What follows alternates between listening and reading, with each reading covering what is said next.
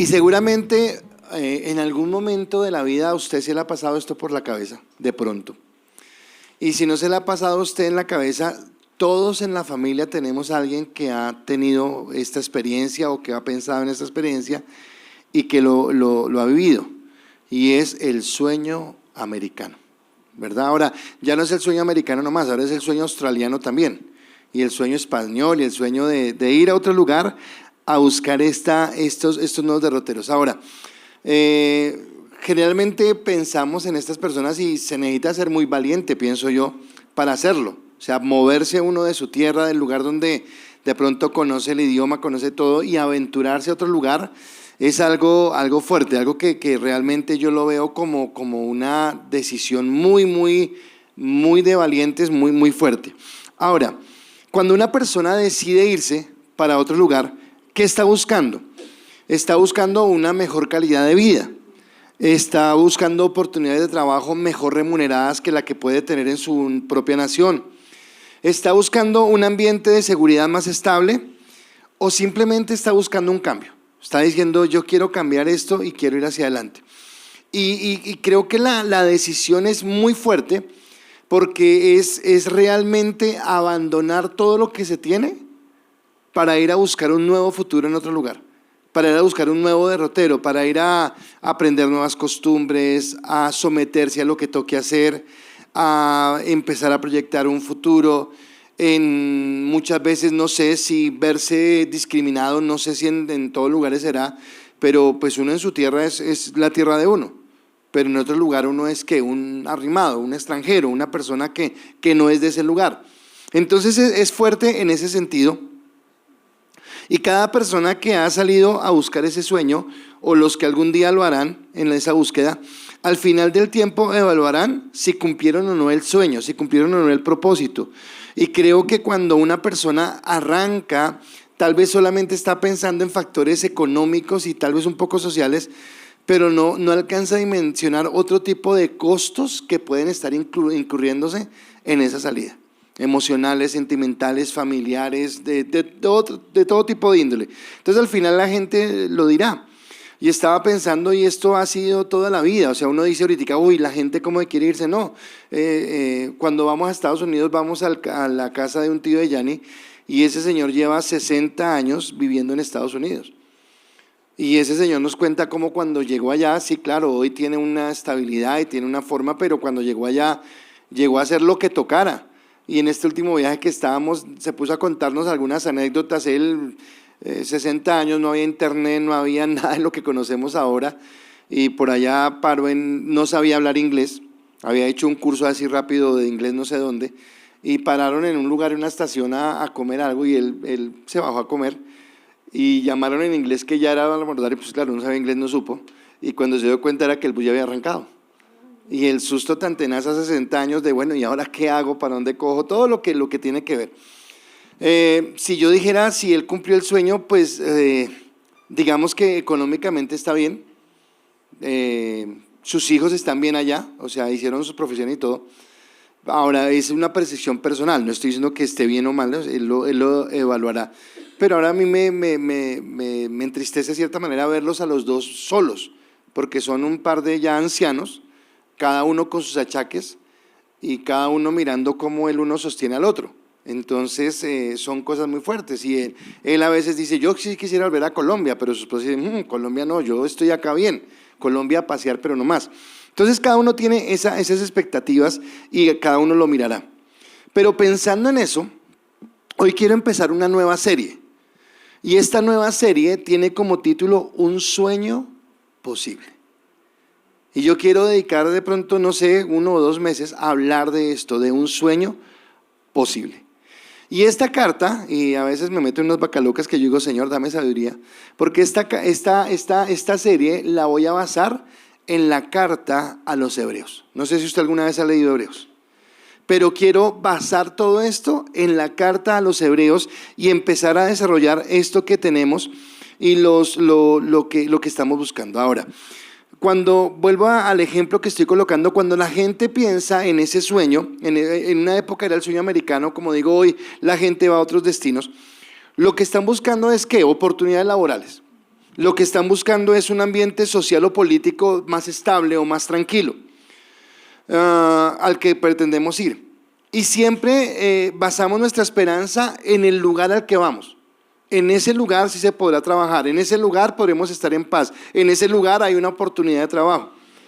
Pero cuando yo hablo de un sueño posible, acá yo no quiero hablar de un lugar, sino quiero hablar de una persona. Y esa persona es Cristo.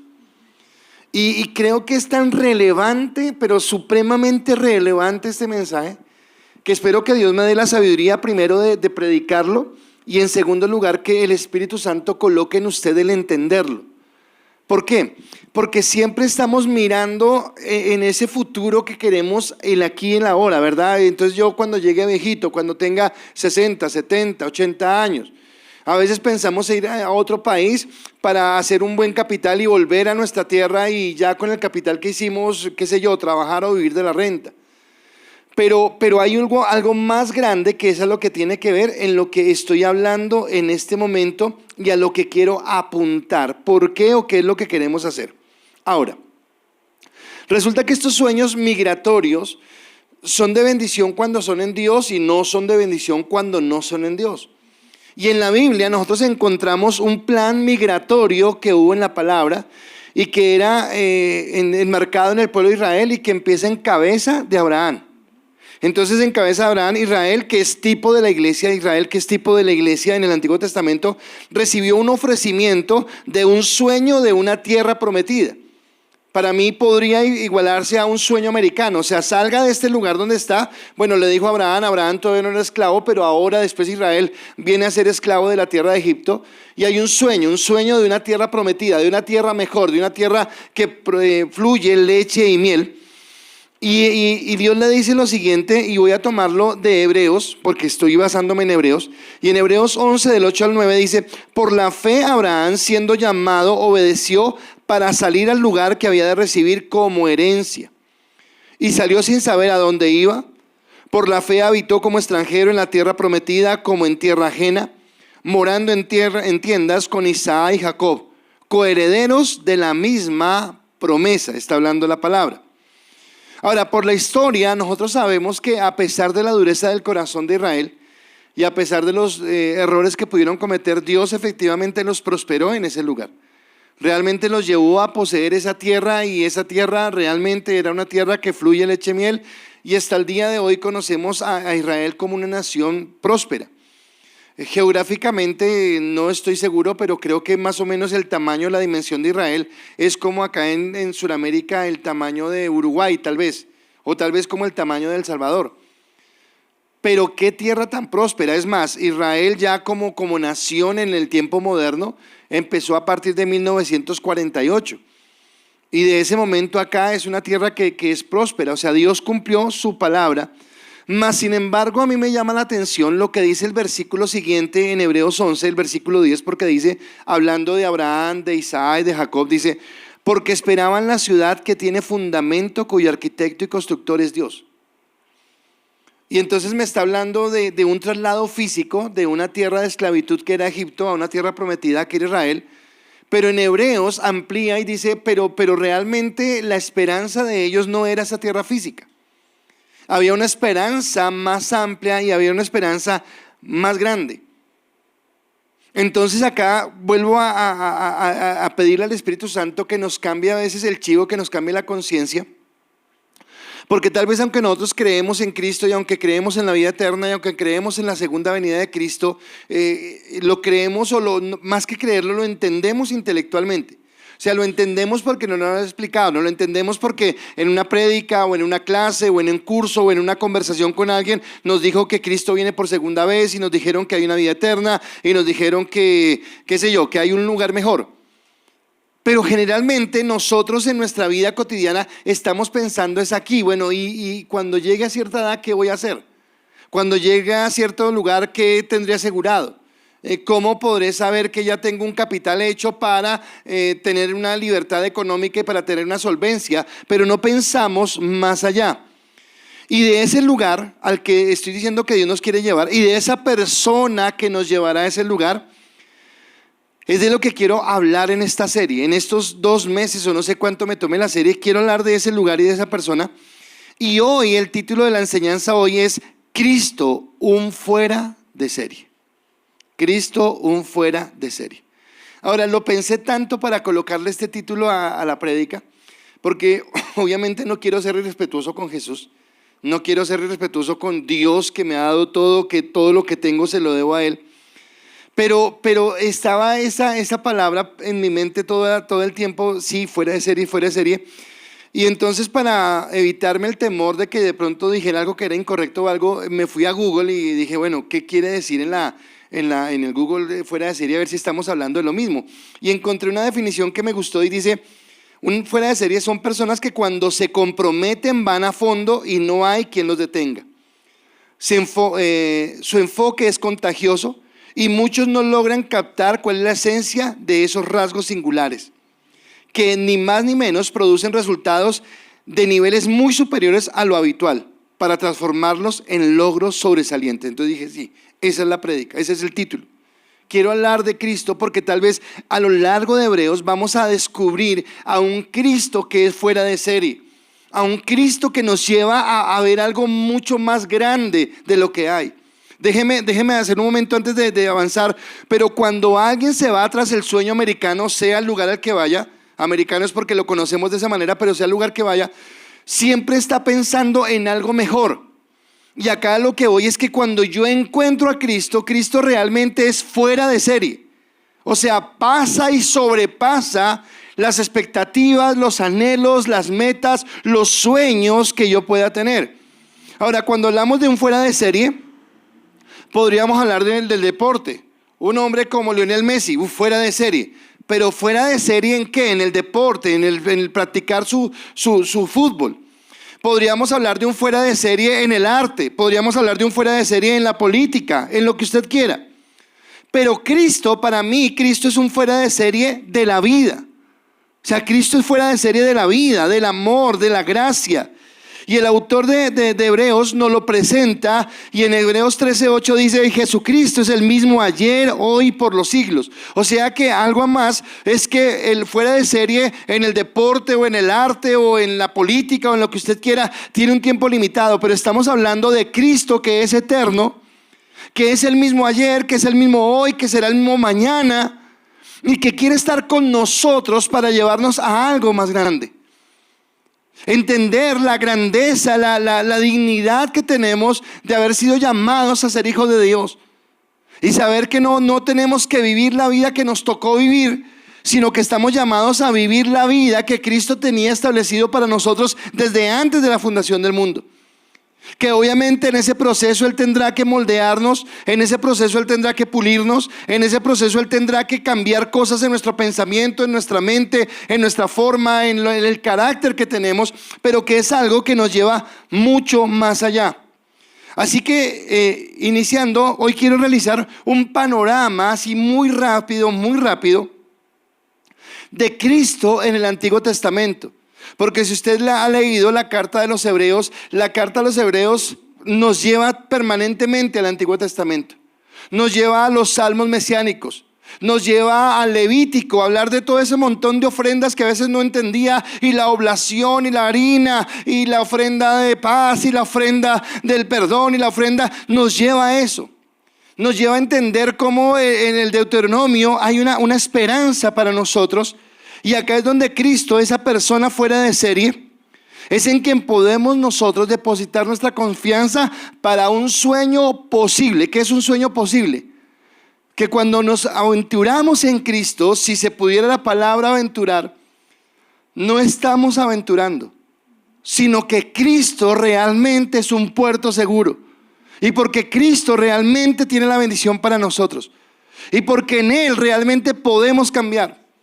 El que va tras el sueño americano tiene 50% de posibilidades que le vaya bien y tiene 50% de posibilidades que le vaya mal. Pero en Cristo vamos a la fija. Vamos seguros porque Él tiene lo mejor. Y algo que siempre he dicho es que aunque yo sé y espero en el Señor la vida eterna que Él tiene para mí, yo quise empezar a vivir la vida eterna desde el día mismo en que me hice cristiano. Y en esa vivir la vida eterna, Dios me ha pasado por desiertos, por molinos, por momentos agradables, por momentos difíciles, porque me está preparando para esa vida eterna. Ahora, entendiendo ese sueño y mirando ese panorama, como le digo, hoy solamente quiero bosquejarlo por encima, algo que vamos a mirar detenidamente. Lo primero que quisiera es entender, por ejemplo, que en el Antiguo Testamento, y es mi primer punto, Israel era la casa de Dios. En el Antiguo Testamento Israel era la casa de Dios. Y usted va a la palabra y encuentra en el Éxodo capítulo 19 versículo 3 al 6 que dice: y Moisés subió a Dios, y Jehová lo llamó desde el monte diciendo: así dirás a la casa de Jacob, y anunciaréis a los hijos de Israel: vosotros veis lo que hice a los egipcios, y cómo os tomé sobre las alas del águila, y os he traído a mí. Ahora pues, si des oído a mi voz y guardareis mi pacto, vosotros seréis mi especial tesoro sobre todos los pueblos, porque mía es toda la tierra.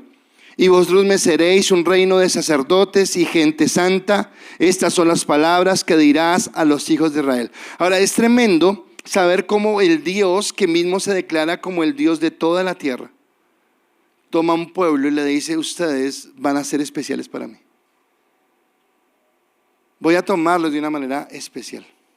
Hace un momento hablaba con alguien que me decía, sorprendido, de cómo conoce a una persona que hace una oración en la mañana y a la tarde ya el Señor le está respondiendo. Y a veces hay personas que uno dice: ¿cómo es esa gracia de Dios? ¿Cómo funciona? Y es gracia. Y eso era este pueblo, un pueblo lleno de gracia. Israel fue escogido. No porque fuera el mejor pueblo, no porque fuera el más santo, no porque fuera el más dócil. Por el contrario, era el más bélico, el más soberbio, el más terco, el más testarudo. Pero Dios lo escogió, lo liberó de la esclavitud y ahora le permite gozar de los beneficios de ser el pueblo escogido por Dios.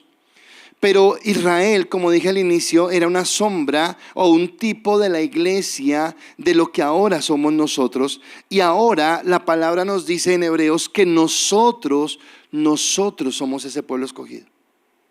El domingo al finalizar el servicio les decía: y Dios nos escogió, Dios te escogió, Dios te llamó de donde estabas. Y acá vuelve y lo reitera, y en Hebreos capítulo 3 versículo al 5 al 6, lo leo en la Nueva Traducción Viviente, dice: en verdad Moisés fue fiel como siervo en la casa de Dios. Su trabajo fue una ilustración de las verdades que Dios daría a conocer tiempo después. Pero Cristo, dice la palabra, como hijo está a cargo de toda la casa de Dios. Y nosotros somos la casa de Dios si nos armamos de valor y permanecemos confiados en nuestra esperanza en Cristo. Así que me está diciendo que Cristo, ese fuera de serie del que estoy hablando, es mucho más superior a lo que fue Moisés. Tiene algo más grande que darnos, y es una morada, un lugar de bendición. Nosotros ahora, usted y yo, somos la casa de Dios y aguardamos la venida de Cristo para reunirnos con Él, pero ya somos la casa de Dios. Ya tenemos la seguridad de ser esa habitación, de que en nuestro corazón, que ahora es el templo del Espíritu Santo, mora la misma presencia de Dios para ver su gloria y su gracia. Y acá es donde viene esa revelación. ¿Entiende usted, comprende qué significa que un Dios eterno, soberano, glorioso, santo, poderoso habite en su corazón? Que yo lo haya elegido a usted, que me haya elegido a mí como esa casa especial. Eso es lo que está diciendo. Siguiendo con este panorama, en el Antiguo Testamento también dice que Dios consagró el día sábado. ¿Recuerda que hablaba del día sábado? Y lo que significaba el día sábado para un judío. En Éxodo capítulo 20 versículo 8 a 10, que es donde el Señor le está dando la ley al pueblo de Israel, dice: acuérdate del día del reposo para santificarlo. 6 días trabajarás y harás toda tu obra, mas el séptimo día es reposo para Jehová tu Dios. No hagas en él obra alguna, tú, ni tu hijo, ni tu hija, ni tu siervo, ni tu criada, ni tu bestia, ni tu extranjero que está dentro de tus puertas. Ahora está hablando de lo solemne que era este día, estaba hablando de lo importante que era ese día. Dijo el Señor: 6 días trabajarás, 6 días harás lo que tienes que hacer, pero el séptimo, que corresponde en el almanaque al día sábado, ese día lo apartarás para mí. Ese día no harás ninguna labor, ningún trabajo, es para mí, y hacía parte de la ley. Pero cuando nosotros miramos ahora en Hebreos, entendemos que uno de los problemas que tuvimos fue que hicimos el día más importante que Dios y no Dios más importante que el día. Y aunque se incumplía y aunque había dureza en el corazón, lo importante era no hacer nada el sábado. Creo que no sé si lo mencionaba en el culto o en una charla que tenía, pero cuando Jesús sanó el día, creo que lo dije el domingo. Cuando Jesús sanó el día sábado, en lugar de admirarse por el milagro que había hecho, la pregunta fue: ¿y por qué sanó en el día sábado si es prohibido? ¿Por qué perdonó en el día sábado si es prohibido? Pero la palabra ahora me lleva a entender que Cristo se convierte en nuestro descanso y en el verdadero reposo. O sea que el descanso en sí no está en un día, sino el descanso está en aquel Dios que es fuera de serie y que nos regala su bendición. Dice en Hebreos capítulo 4, versículo 4 al 7, vuelvo y le digo, es un panorama, apenas estoy solamente animándolo para que usted no se pierda esta serie. Dice: sabemos que está preparado debido al pasaje de las Escrituras que menciona el séptimo día. Cuando llegó el séptimo día, Dios descansó de toda su labor. Pero en otro pasaje, Dios dijo: ellos, está hablando de los judíos que tenían esa regla, nunca entrarán en mi lugar de descanso. Así que el descanso de Dios está disponible para la gente, para que la gente entre. Pero los primeros en oír esta buena noticia, la buena noticia ¿cuál es? El evangelio, no entraron porque desobedecieron a Dios. Entonces Dios fijó otro tiempo para entrar en su descanso, y ese tiempo es hoy. Hoy es el día del descanso. Porque el descanso no viene de un lugar en el calendario, sino el descanso viene de una persona. Y esa persona es Cristo. Y quiere decir que Cristo viene a ser mi reposo.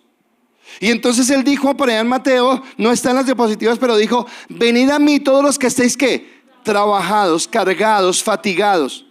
No dijo esperen al día sábado, que en el día sábado descansarán. Digo, no, si usted está cansado hoy, si usted está fatigado hoy, si usted siente que ya no tiene fuerzas hoy, venga a mí y descanse.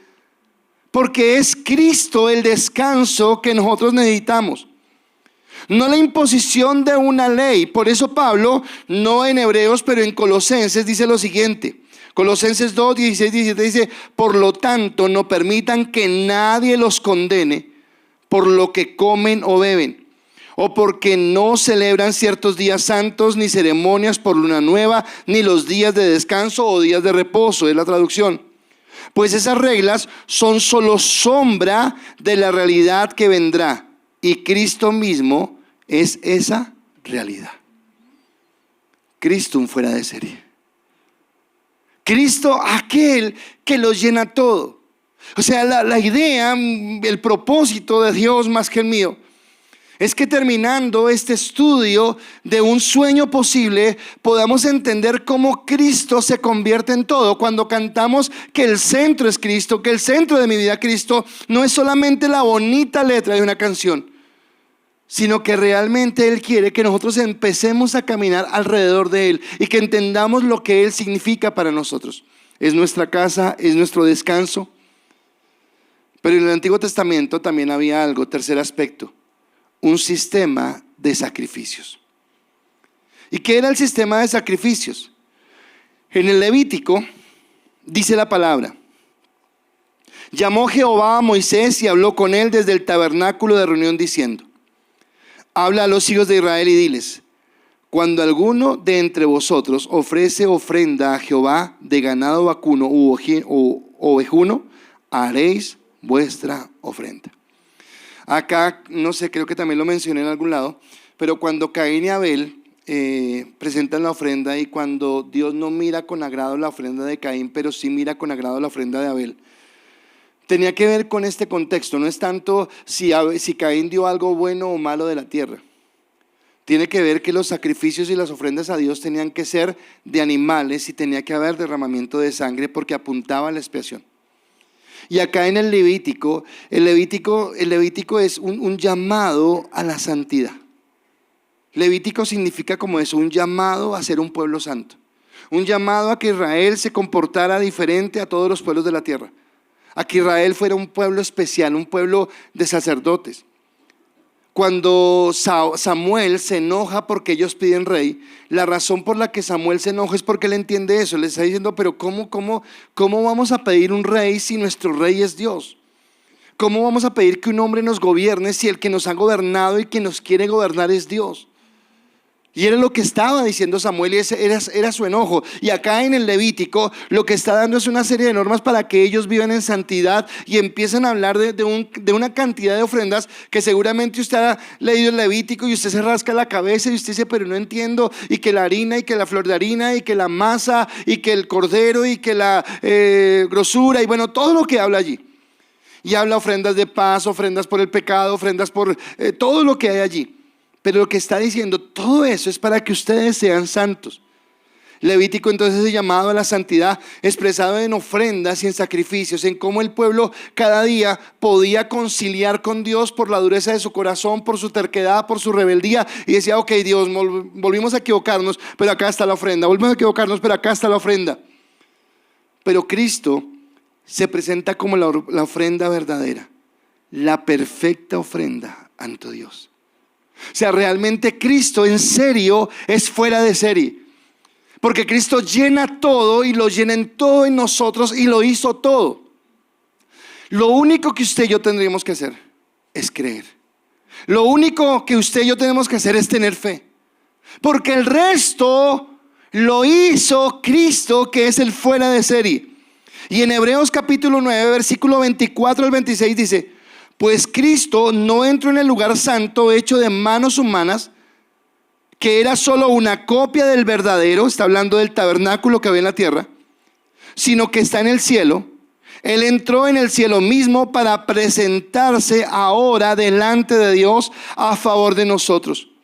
Y no entró en el cielo para ofrecerse a sí mismo una y otra vez, como lo hace el sumo sacerdote aquí en la tierra, que entra en el lugar santísimo año tras año con la sangre de un animal.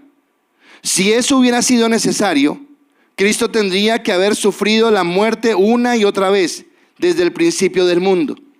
Pero ahora, en el fin de los tiempos, Cristo se presentó una sola vez y para siempre para quitar el pecado mediante su propia muerte en un sacrificio. Ahora me está hablando de cómo Cristo es realmente ese fuera de serie, que no solamente me ha preparado una casa, que no solamente es mi descanso y es mi paz, sino que es la ofrenda que yo presento cada vez cuando usted va a entrar a la presencia de Dios. Cuando usted va a ese lugar, creo que es en Hebreos, lo vamos a ver, donde dice que podemos entrar confiadamente al trono de la gracia. Yo no puedo entrar confiadamente al trono de la gracia porque soy pastor de la iglesia. O usted no puede entrar confiadamente al trono de la gracia porque es fiel con sus diezmos. O usted no puede entrar al trono de la gracia porque es una muy buena ama de casa. No, entramos confiadamente al trono de la gracia porque la sangre de Cristo nos cubre y nos permite entrar para que cuando Dios el Padre nos vea en ese lugar, no nos mate por su santidad, porque Él no va a ver nuestro pecado, sino va a ver la sangre del Cordero que nos cubre. Y Cristo sigue siendo acá un fuera de serie, una vez y para siempre, para mantener nuestra confianza en Él. Por último, para terminar este panorama de lo que vamos a ver más detenidamente en el libro de Hebreos, en el Antiguo Testamento nos presenta las promesas de un antiguo pacto. Y tal vez usted y yo en algún momento hemos leído este versículo que voy a leer y nos hemos emocionado y nos hemos alegrado y hemos dicho, Señor, qué bueno que esas bendiciones de la obediencia estén en mi vida. Y en Deuteronomio capítulo 28 versículo 1 y 2 dice, acontecerá que si oyeres atentamente la voz de Jehová tu Dios para guardar y poner por obra todos sus mandamientos que yo te prescribo hoy, también Jehová tu Dios te exaltará sobre todas las naciones de la tierra, y vendrán sobre ti todas estas bendiciones y te alcanzarán si oyeres la voz de Jehová tu Dios. Y empieza a hablar hasta el versículo 15 de todas las bendiciones, y serás bendito, y tu canasta, y tu arteza, y tus hijos, y tu familia, y tu trabajo, y los vecinos te admirarán, todo lo que dice. El problema es que dice, si escucharas y obedecieres. Y el asunto es que nosotros pocas veces escuchamos, y si pocas veces escuchamos, mucho menos obedecemos. Nos cuesta trabajo acercarnos a esa palabra. Pero entonces Cristo, en el libro de Hebreos, nos habla de cómo ese pacto que fue quebrado no por Dios, un pacto que fue imperfecto, no por Dios, porque hemos dicho muchas veces que la ley es perfecta. Pero la ley es tan perfecta que lo que hace es colocar en evidencia nuestra imperfección. La ley, es tan perfecta que hace que nosotros entendamos que no tenemos la capacidad para caminar en lo que Dios quiere. Nuevamente aparece Cristo fuera de serie. Y Cristo fuera de serie dice, pero ahora a Jesús, nuestro sumo sacerdote, se le ha dado un ministerio que es muy superior al del sacerdocio antiguo, porque Él es mediador a nuestro favor de un mejor pacto con Dios, basado en promesas mejores. Si el primer pacto no hubiera tenido defectos, no hubiera sido necesario reemplazarlo con un segundo pacto. Y está hablando de un pacto basado en su sacerdocio y no en nuestras obras. De un pacto basado en lo que Él hizo en la cruz del Calvario y cómo a través del Espíritu Santo nos da un nuevo nacimiento, nos cambia nuestro pensamiento, nuestra forma, nuestra actitud para caminar en la gracia de Él. Así que cuando yo hablo de que Jesús es un fuera de serie, realmente que Jesús es un fuera de serie. Y tal vez yo tenía ese respeto por Él de llamarlo así como tan folclóricamente fuera de serie. Pero creo que lo que necesitamos es entender realmente quién es Dios, porque a veces vemos a Jesús como Jesús allí, como quieto, como acartonado, como que no hace nada. Y resulta que todo lo que tenemos es por Él. Todo lo que usted puede vivir es por Él. Todo el descanso que usted puede tener es por Él. Toda la bendición que usted puede alcanzar en su vida es por Él. El tener la salvación es por Él. El tener el hogar que tiene es por Él. La gracia y la bendición que ha sido marcada sobre su vida es porque un día Cristo llegó a su corazón, y porque Cristo llegó a su corazón marcó un destino diferente. Así que si así hay personas que se van detrás del sueño americano, buscando en otros lugares un mejor bienestar, una mejor vida, un mejor futuro, quiero decirle que el mejor futuro, la mejor vida, el mejor proyecto de vida que podemos hacer es colocar nuestra vida alineada con Cristo y permitir que Cristo sea el centro, que Él nos dirija, que Él nos lleve, que Él nos muestre, y veremos cómo nuestra vida realmente prospera, porque Cristo es un sueño realmente posible. Estos son algunos aspectos de ese viaje. De ese viaje es ese sueño posible. Entender que Cristo supera por mucho a lo que nosotros tengamos como expectativas, a lo que nosotros creamos. Que no importa, y no digo esto con alegría, lo digo con vergüenza, pero con cierta alegría en Dios, que no importa cuánto hicimos para apartarnos de Él, que no importa cuántos pecados cometimos que nos defraudaban y nos deshabilitaban para ser hijos de Dios, su misericordia fue más grande, su gracia fue más grande, su amor fue más grande, al punto que nos alcanzó, nos apartó y nos lleva a caminar en esto. Cuando las personas van a ir al sueño americano, lo sé porque he conocido muchos de ellos, empiezan a hacer los arreglos para irse, vender sus cosas, reunir la mayor cantidad de dinero que puedan, entender que van esperando que no tengan que volver, y que si vuelven un día volverán porque hicieron un capital para regresar, pero tal vez que cuando se van no tienen la opción de volver porque todo lo entregaron y dieron lo mejor. Ahora yo quiero que pienses en Cristo como ese proyecto. ¿Qué preparativos estás listo a hacer para marchar con Él? Si en lo físico se hacen tantos preparativos, ¿qué estás dispuesto a hacer? Porque vamos hacia un viaje que es un sueño posible.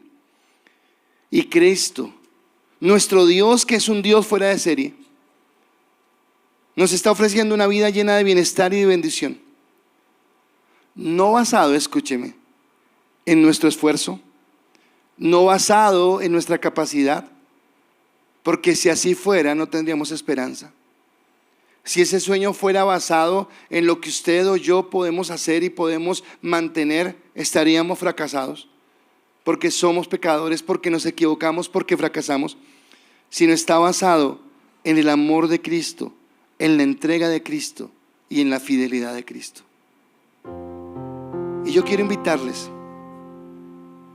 a que en esta nueva serie, Un sueño posible, usted pueda creer que no importa lo que esté viviendo, que a veces escuchamos las noticias y nos rascamos las cabezas y pensamos, ¿qué va a pasar más adelante?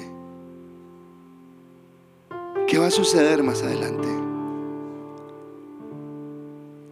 Y tal vez olvidamos que al lado nuestro está Jesús, un fuera de serie,